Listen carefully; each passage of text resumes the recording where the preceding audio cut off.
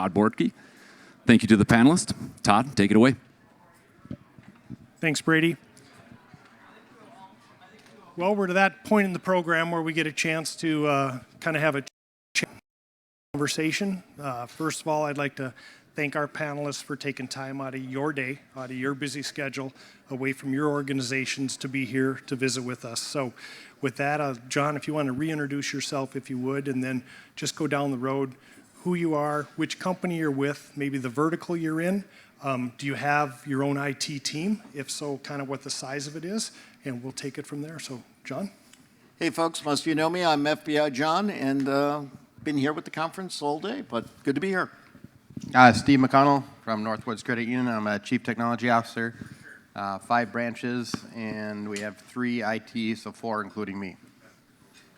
I'm Andy Stein, VP of Information Security at Gate City Bank. I have a separate team under cybersecurity, which is 3 people, and then IT, there is 3 or 4 admins, help desk, automations team, so it's a pretty large group. Jasmin Seppanen from Pifer's Auction and Realty, and I'm the IT office manager from our Worthing site down in South Dakota. I am the middleman. I'm the one-person show, along with the 85-ish other orange-dressed people in the audience here. Well, again, thank you all for being with us. So I'll start out with a question, and John, I thought maybe I'd start with you, right? So thinking about the cybersecurity landscape, where do you think, or where do you feel the tools for protection are staying against or standing up with the actual threat landscape? So are the tools keeping pace? What do you see for the near future for tools versus threats? Well, what I see from the FBI perspective, the problem is we're always one step behind. Every time we come up with a solution to a problem, the criminals are then looking for the next development in technology. I was talking about AI earlier and how much we want to use AI, but the criminals are absolutely leveraging AI. They're using AI to search for the vulnerabilities that we used to have to do manually. And so we're not keeping up, but we're just close behind. That's why it's so important to be attentive to what's taking place. I come back here next year, I'm going to be talking about different problems. That's why it's so important for you to be aware of what the cyber criminals are doing today so you can defend yourself today and tomorrow. Yeah, Steve, Andy, Jasmin, do you have challenges with your C-suite kind of explaining that step behind? Any comments? For me, because I'm on the C-suite, it's trying to get their buy-in. You know, they don't understand. I was telling a group earlier is that with our board of directors, they didn't understand the whole concept of AI, and they wanted me to do a presentation on it. And so the next time we met, I did a presentation for about an hour, and I said, "Did you like it?" And they said, "Yeah, that was great. It was all the information and everything else." I said, "Great, AI built that for me in about 5 to 10 minutes." And there I go, and I'm like, well, this is where we're at, and this is where it's going and beyond. Yeah, I'd say I have support from the board of directors down with cybersecurity, which is sometimes unlikely. So I'm fortunate to have that piece. I think there's also another piece to where there's been an increase of cyber defenders that help drive and develop these tools as well.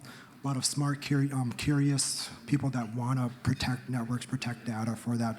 So it's really about training them, making sure that they're trained up on the tools, and then also just making sure that that they're motivated to keep up with the threats as well. Yeah, and same at Pifer, we are fortunate to have leadership that is allowing us to put in place what's going to keep the company safe. So it hasn't been hard to lay out kind of the facts, and once I understand what's needed, they kind of give me the go-ahead. Well, thank you. Technology road mapping is always really important, right? And we'll have the ebb and flow in the technology and in the threat. So I'm just going to ask, maybe I'll start, Andy, with you.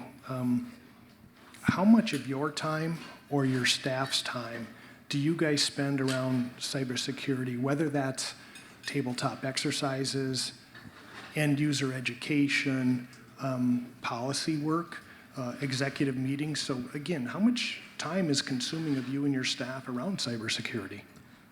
For my team, it's all the time because I have 3 people.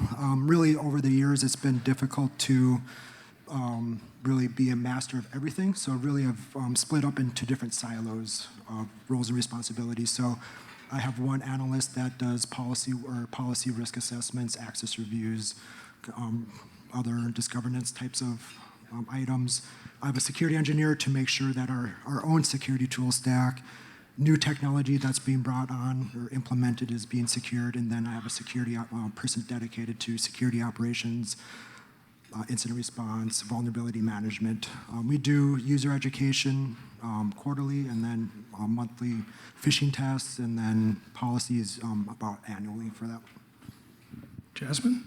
Yeah, so we rely a lot on NetCenter for our main support, and then we also are contracted with a third-party cyber company as well. I'll admit straight up, we can do a better job at educating our end users more often. Right now, it's just a yearly process with our big team meetings, but we do have the quarterly phishing campaigns, and so I hope to, next year make that one of my goals, to do some quarterly training and refreshers with the teams. Steve, how about you? For us, we're doing it nonstop, right? It's I can't really put a number on like how much we're doing it, but the big thing that we do is we do a disaster recovery test during the day. We plan it out, and 10 o'clock on a Wednesday, we're going down to the server room and unplugging a switch or unplugging a firewall or doing a live tabletop of, hey, we got a virus, what are we doing? Because like John said earlier in his presentation, it's not if, it's when. And so I rather do that during the day at a scheduled time that I can schedule versus a 5 o'clock on a Friday when it's payroll day and it's Social Security and everything's coming out. It's because that's when it's going to hit. And so it's all the time. So, John, you get a chance to see things across the country. I was going to see if you have any thoughts or comments on, is this normal? Is this standard what you hear from organizations, or is there other things to think about?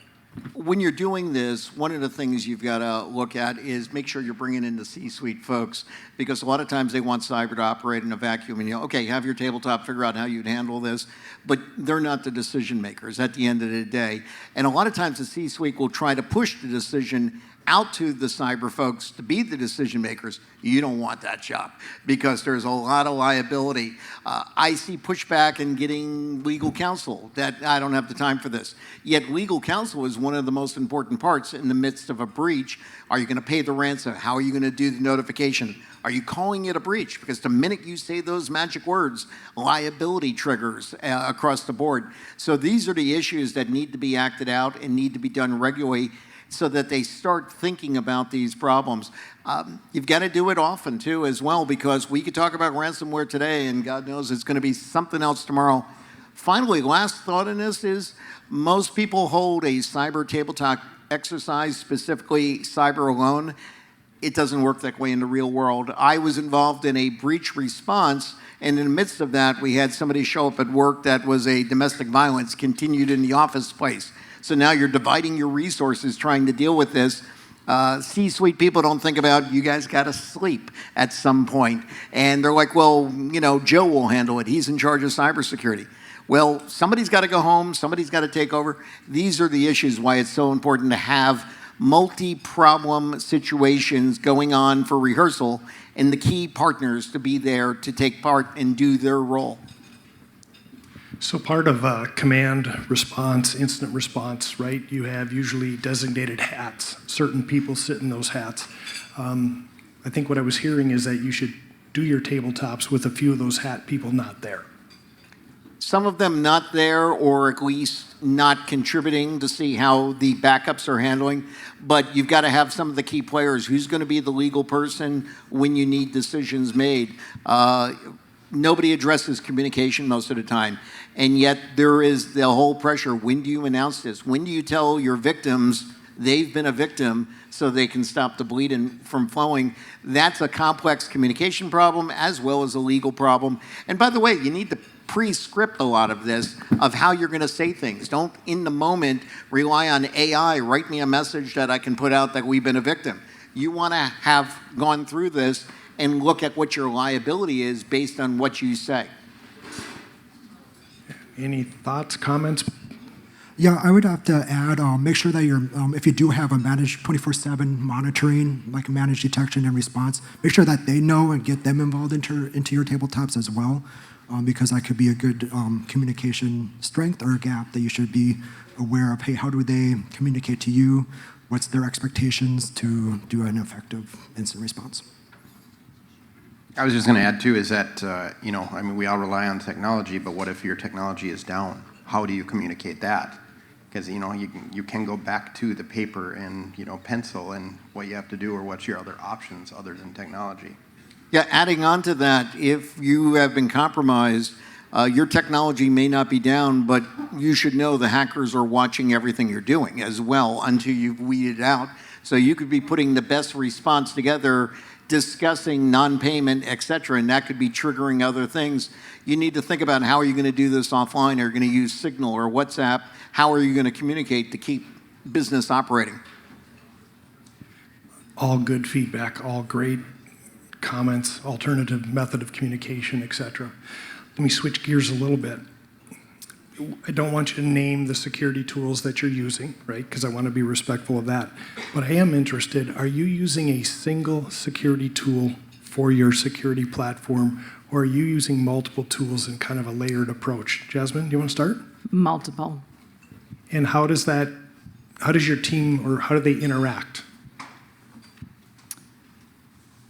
Some of them don't know that that's something that we're using as a preventative measure. Other ones like the phishing, quarterly phishing. Campaigns. Thank you.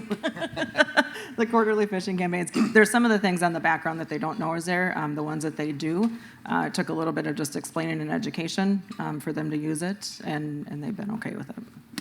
Andy, how about you? Yeah, so it's primarily 3 platforms, but those platforms have multiple tools built in with them as well. Some have specific purposes, maybe more endpoint protection versus data security protection. Some of them overlap a little bit as well for that layered approach. And then really it's just from, hey, how do we integrate them together and make sure that we have full coverage overall using all those tools. And if you do have like an internal team that needs to use those tools, making sure that they are trained and that they can be used effectively as well. Steve? For us, it varies anywhere from 5 to 7 different ones. And similar to what Jasmin said, is that it's, you know, depending what you're trying to do at different times throughout the year, to try and get those all set up. The newest thing that we turned on, not really new, I guess, was 2 to 3 years ago. We did more of a vishing as well. So we pay hired actors to call in and try and get information and that's up and coming. Okay, you opened it up. Let's talk about that. Tell me a little bit more, tell us a little bit more about what you're doing there and what the reaction has been. Yeah, so at the credit union, we hire the actors, and within a 2-week time period, they try to call our call center and act on behalf of a member that, you know, has a crying baby playing in the background, or my husband just lost his job and you can hear him in the background, which is all set up, and they're trying to get that information.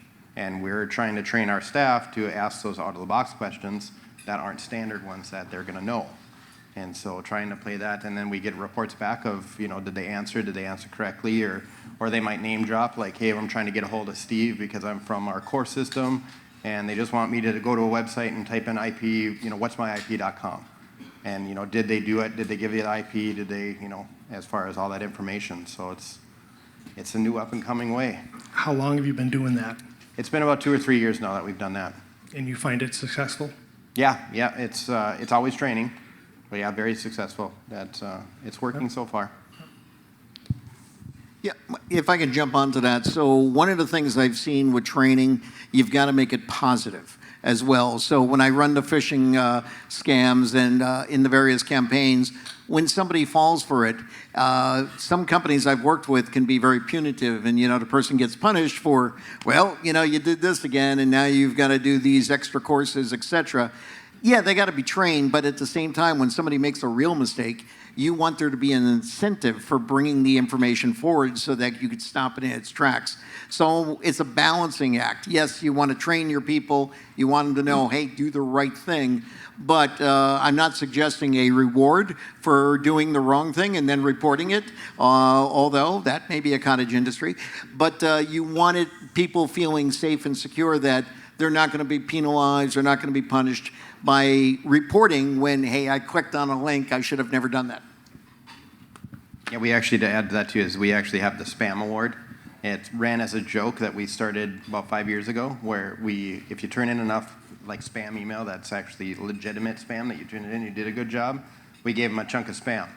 Well, then that turned into, okay, they got spam the next year and then a golden mailbox.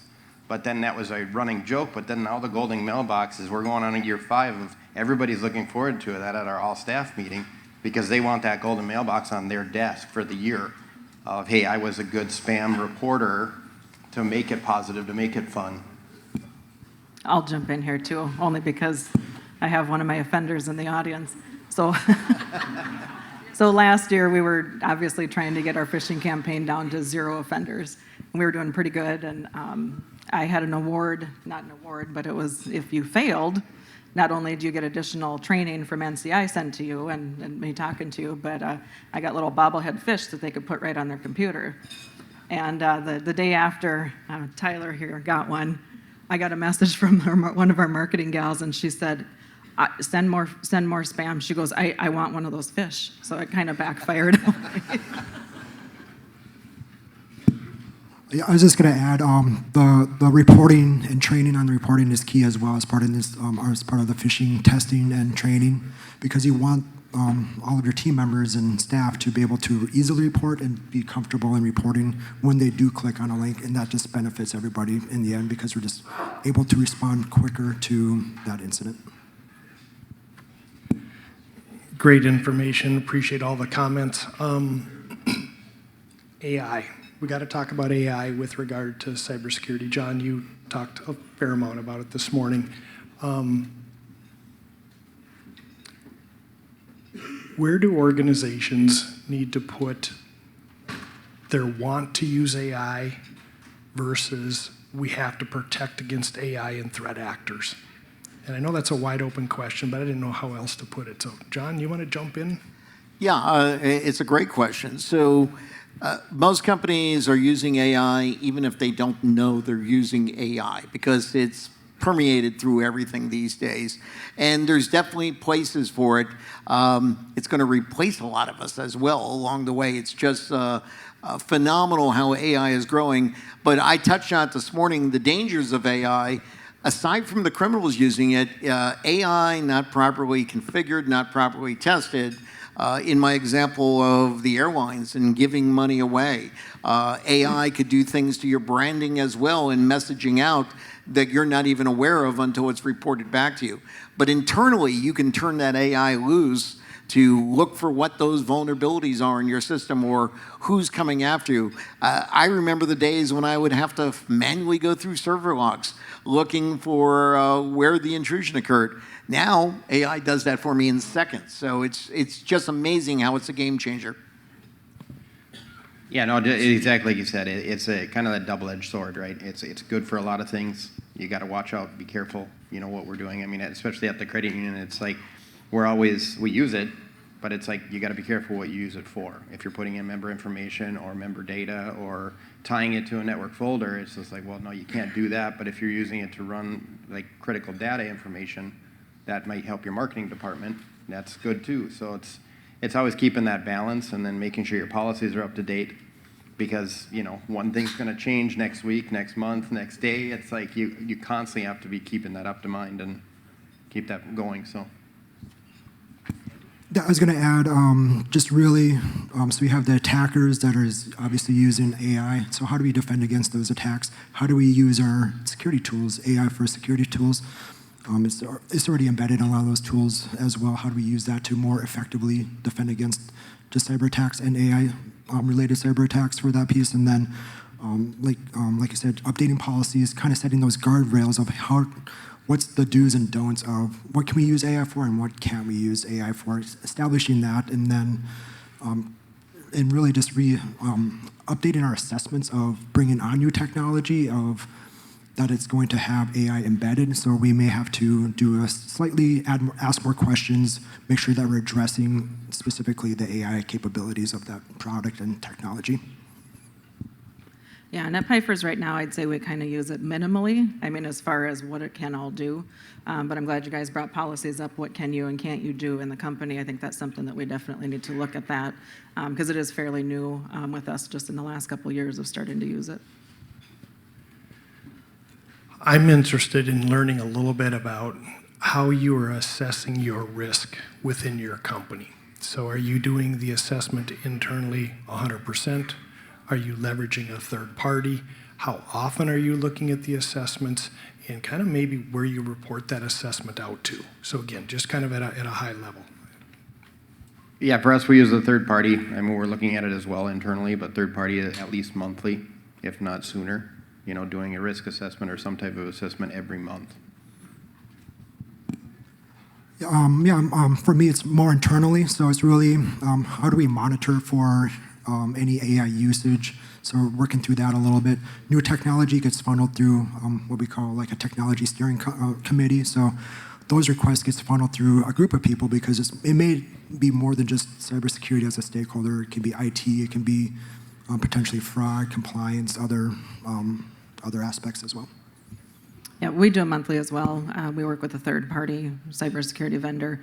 Meet with them monthly, and they kind of go through everything and give us suggestions if there's anything we can improve on. And while in my field I don't necessarily have to do any threat assessments for myself, I don't do it as a company, but I've worked for companies that do threat assessments. And the advantage of having the third party is they're thinking of issues that you won't think of. You're getting that fresh set of eyes looking at that. And nowadays, most of it can be done remotely anyway. I'll jump on a 2-hour Zoom call, go through 200 questions, and actually have them show me how they're doing the restoration, et cetera, and all the different things we have to deal with. And I will tell you, 201, I continually see the issue is that nobody talks about business continuity. They talk about fixing the problem and let's get back on track and let's get back to work. But we all know if you're a victim of a breach, you know, are you talking weeks? Are you talking months? And meanwhile, operations still have to continue. That's one of the things you get a third-party outside assessment that looks at, and you know, you don't have to reinvent the wheel. For heck, have AI write a business continuity plan for you. But you got to think about how are you going to work while you're trying to fix what's broken. And I suspect you're not working normally. You're working in an alternate process when you're that way. You're probably working at an alternate location, likely your home, while you're trying to get things back up, and you're doing 2 jobs at once. I'm going to switch gears. I want to talk about patching for a minute. We've had a number of presentations today on endpoint security. Maybe I can just go with our partners, customers. Where does patching sit in your priority? And how much time on a weekly basis are you spending on patching, whether that is endpoints, servers, firmware upgrades on edge protection? You know, for us, it's constant depending what it is. You know, you're always going to be looking at it. Like everybody knows with Microsoft, what is it, Patch Tuesday? We usually do the following week so everybody else can break their stuff. And so we usually do like Patch Wednesday, but for my team, we're always looking at the endpoints and everything and all the new hardware that's getting installed. That's like the first thing you look at. John mentioned this morning, like not changing the default password is a very common thing, whether it's a printer or copy machine or something that you wouldn't think of. And so making sure that that's the first thing we do when we get it out of the box is change that and document it and go from there. Andy? Yeah, so it's really, cybersecurity is working with IT on a constant basis of what we need to patch. IT has automated a lot of the patching, like the Microsoft patching, so a lot of that's automated right now. But there's going to be certain vulnerabilities to where we may want to patch out a lot quicker. So it's really establishing that relationship with IT, so we all understand that we may have to do an emergency patch and making sure that gets in timely without putting too much risk into the business of impacting the business processes for that. So really overall, it's a good relationship that we have with IT internally with patching. Jasmin? Yep, ours is a Net Center handles that for us, and so it's a constant. I think it's a constant, ongoing type of thing. And then I always get notified by whoever's doing that patching if there's any systems that are offline, and then I work with those end users, to make sure, hey, let's get your computer rebooted, let's get it up. So yeah, it's a constant thing with Net Center. I don't know if you guys are willing to share, but it's one of the questions I shared earlier with you is, what percentage of your IT budget do you feel is being spent on cybersecurity, the risk assessment, the work to keep it to the level you want? And how much is it increasing? I can go first. So right now, it's roughly about 7% of our budget. However, some context to it to where all departments' technology goes into the same technology budget or IT budget. So it might be a little bit higher, a little bit lower compared to other environments for that. Really, right now, it's how do we effectively manage our tools and services using the budget that we do have, because we do want to stabilize the budget and not have an increase each year for that. So it's really working with other vendors, if we need to work with the vendor to use the products more effectively or just use more of those features as well, and really just making the best use of that dollar. Jasmin? Yeah, I don't like to say we don't have a budget. Like I said, our leadership is very kind of bought into, as long as they're understanding what the need is. We take the recommendations from NCI as well as of our cyber party that we work with. And so we've just been lucky enough that, whatever we need to put in place, as long as it's understood that it's needed, I've been able to do that. Yeah, for us, I'd say maybe about 35 to 40%, about half our budget, give or take. Like Andy said, is that, for us, it's like making sure that you buy the products that are needed, but use the products. I talk to so many people that will buy the product and they're using 10% of it. It's like, well, you just spent all this money and everybody was gung-ho the first couple months and, let's use it, and then it sits on the shelf. And it's like, well, just making sure you budget properly and make sure you're using all the things that, and have plans set into place that you would re-look at it after 3 months or 6 months, and are you getting what you paid for? Along these lines, this is one of the advantages of having a third party come in on these topics, because I'm sort of like your kid's friend's dad. If you have kids, in their eyes you're an idiot.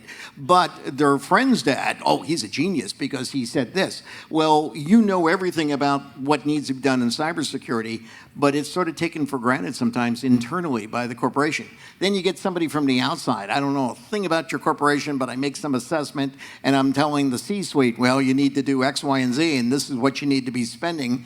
They will respond to that for whatever reason. It's just maybe the way the human brain works. They're hearing it from a untested third party, but it becomes law as what has to be done. So I encourage you, bring that kid's father in to have him speak to the group. Well put. John, earlier today you mentioned 2FA, right, and the impacts that can have on reducing risk. I'm interested, are you requiring a password manager to be used by your end users? And if so, have you gotten much pushback from staff? We have not yet. We're going to, but then also there is an initiative to go passwordless, so we're trying to establish more two-factor authentication, multi-factor authentication, and then not rely on the password as much. Yeah, we don't have that yet either, but we're doing more of we're looking more at the badge tap, so you tap and then do an MFA on top of that. So passwords are becoming more and more crackable, and nobody's going to remember the 16 character that you have to change every 60 days, and don't add an exclamation point at the end the next time you have to change it, because everybody does it. So it's, so that's the next phase that we're looking at, is more of using more tools, physical tools. John? 50% of my staff, I'd be one of the two. We're using password generators through a password app and two-factor authentication. The other 50% is my wife. So I have to still convince her to follow the rules. So. Good luck. Yeah. Time really goes fast when we're sitting up here, so I'll kind of get to maybe the last question. And I personally want to know, I guess, your thoughts individually on facial recognition and what AI is doing with that, can do with that. You mentioned voice in your keynote this morning, and I'll be honest, there's some apps that I have personally that on my phone use facial recognition, and I'm wondering how secure or insecure is that? Maybe start with you, John. Okay, so the facial recognition, on the iPhone, for example, I know if you hold it over the face of a sleeping spouse, it will not work. Don't ask me how I know that, but However, true story. But one of the things I mentioned in my presentation again this morning, and again, I'm not hawking anything. I get nothing from these companies. But the whole thing about detection for Scamnetic, where it could see, they have a deep fake and facial recognition analysis that they run to determine if that's being faked and somebody's created a facial image to generate, et cetera. So I really recommend looking into that technology, whether it's that company or somewhere else, because AI is generating all that, and it's amazing what they're able to bypass. The biometrics is a lot harder when we get to the eyes, et cetera. And I will tell you from the federal government perspective, we're moving beyond facial recognition. We used to use it to identify terrorists. Now we're working on gait recognition. The way a person moves is something that's very difficult to duplicate or to hide. So they'll look at your movement on video and how you walk, swing your arms, etc. But that's all AI generated and where it's developing to. But for now, you know, the face can be faked. Steve, Andy, Jasmin, any comments? For us, we use our security camera company with our cameras to, you know, our plan is, as long as we don't have too many issues, but if we have a bad person trying to cash a check at one branch, we put that face in their system, then we can see if they go to another branch, or we used it for somebody that says they put in money in a night shop, and it's like, well, what color car do they have? It's like, oh, I have a red truck. Well, give me a second. And I can scan and for all the red trucks within the time frame and find that as well. So that's how we're using it right now for that type of stuff. Right now, we're not actively primarily using facial recognition or anything like that. What we do use in some cases, the behavioral biometrics, so swipes, key mouse, keyboard, etc. For that, I can see if there's the adoption for, so kind of with the thumbprint, there was some resistance with the biometrics right away, but if there's adoption for the facial recognition, I can see that increasing. Jasmin, anything to add? Not really. We're not using any facial recognition right now. So like within the real estate, land management, and auction world, it's just not something that we've had to use yet. Not to say that we won't in the future, but right at the moment, we're not. Well, on behalf of NCI, all the people attending Envision, I want to personally thank you all for taking time out of your day to be with us, share your business experience, personal experiences. So please thank the panelists, and I'm going to turn it back over to Brady.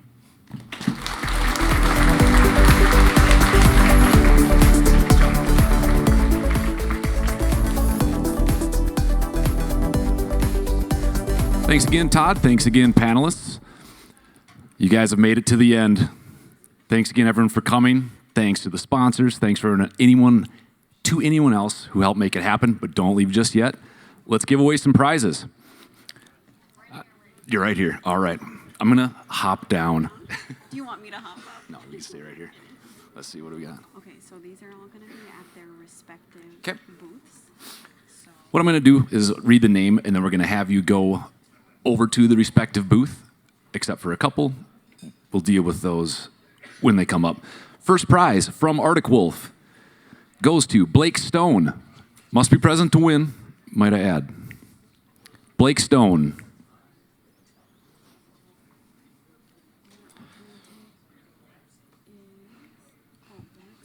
Oh.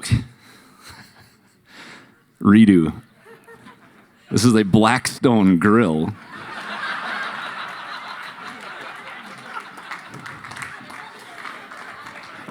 Everyone with a sigh of relief that they're still in the running. Goes to Zach Woodbridge. I don't see him. It's really bright up here. After the drink, Arctic Wolf booth over there. Now I know what I'm looking for. I was thinking that was the name slot, but that was the actual prize. Ooh, this is going to be a good one. From Midco, Nintendo Switch 2 goes to Landon Brinkman. Magnum, there he is. Is that 2 for 2 from Magnum? Jeez. Rigged. Just kidding. From Optimized Cyber, $50 Shields gift card goes to Shelley Grove. All right.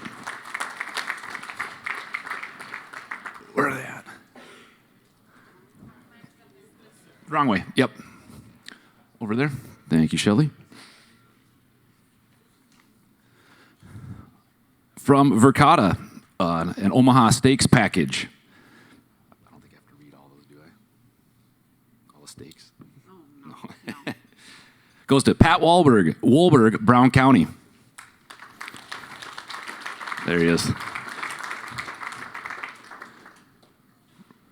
Ricotta booth over here, Pat. Didn't mean to call you Wahlberg.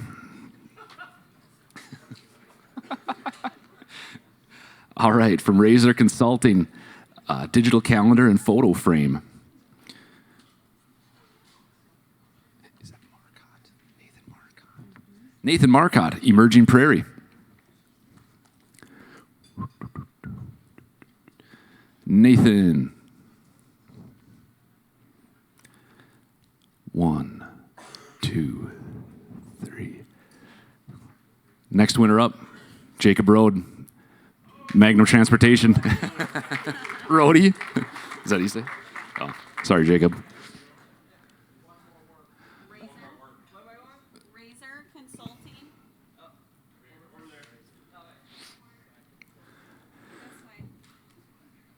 I should have apologized in advance for butchering any names. Sorry. There's 2 different prizes. Okay. From Lenovo, 2 different prizes. A Lenovo Windows tablet and a Lenovo 360 camera speaker. Yep, number 1 for the tablet, Joshua Bartholomew from Midland Garage. All right. Yep, Lenovo booth in the back. Number 2 for the camera speaker. Oh, wait, no, I think it goes here. Yep. Chad Sletton, Midwest Bank. All right.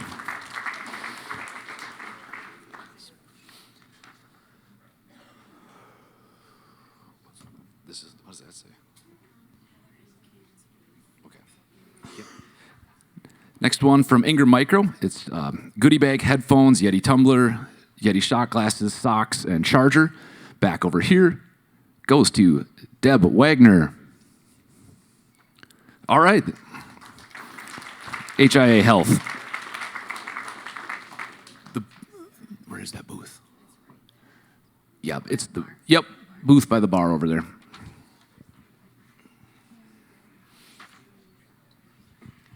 All right, from Cisco, their booth is back over there. It's a DeWalt drill. Sarah Schill, Farmers and Merchants State Bank. All right.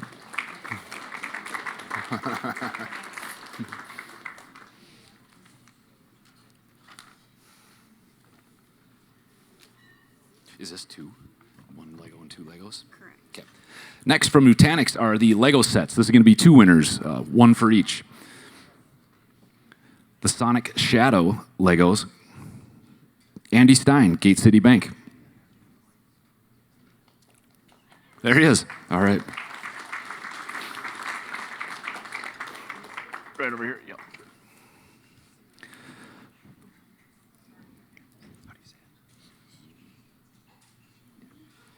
Number 2 for the Star Wars, Chris Heaney, First Community Credit Union. Chris.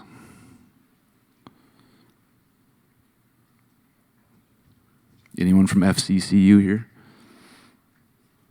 Let's move on. Going once, going twice.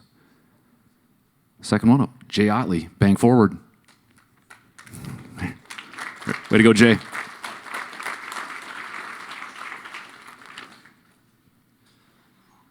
All right, from Network Cabling Services, NCS, right over here. Milwaukee heated coat and a Carhartt sweatshirt.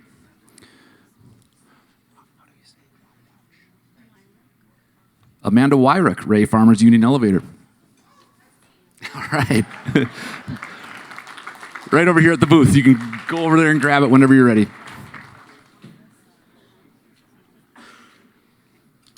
There's two separate Apple AirTags, and so there's Okay. one in for number 2. Next prize from Veeam and Object First, the booth right back over here.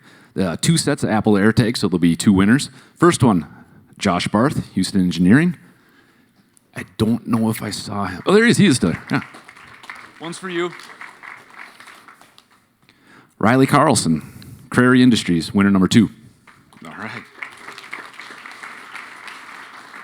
there's another tablet, and then that's the winner for the. Oh, quantity 2. Yep. We're going back to Lenovo. They have one more tablet to give away. Kent Worthington, Dakota Paper.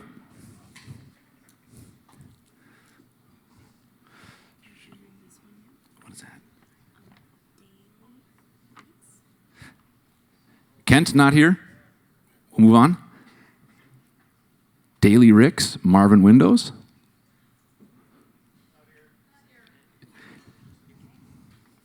John Burbach, FCC. The next one on the list, John Brubach from First Community Credit Union. There wasn't anyone from FCCU last time. Okay. How about Charles Cooper, Northwestern Bank? All right. Where's the Lenovo booth? Yeah, Lenovo booth in the back. Thank you, that helped a lot. And these are all at the NCI booth. Okay. It's still from Cato, but it's at. Yep. These are all going to be back at our stand back by Luann back there, but this one is from Cato Networks. It's the Cato duffel bag. Going to Timothy Helland, Vector Windows. All right. Head back by the gals over there. This will also be in the back from our partner AvePoint, $25 Visa gift card, and a bundle Apple EarPods, Lightning connector, and AirTags.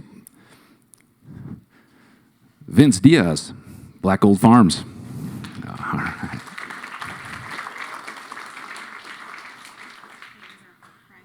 Okay. So we'll start. Yeah, we'll save the main one for last, right? Yep, Okay. I have it right here. Okay, these are the Networks Enterprises, Shields gift card, Eric Kruckenberg, Bell Bank. All right, right back there.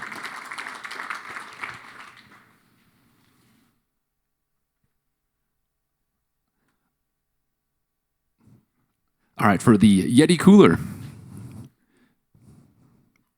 Mason Austin, American Solutions for Business.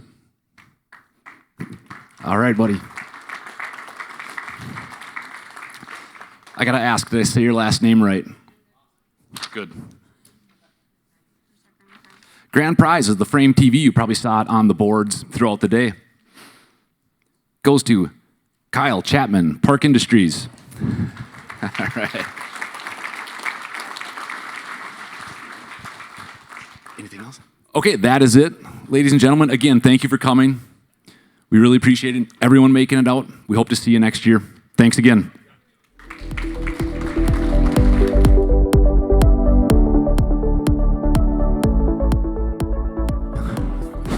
Bar is still open for a little bit. Food's still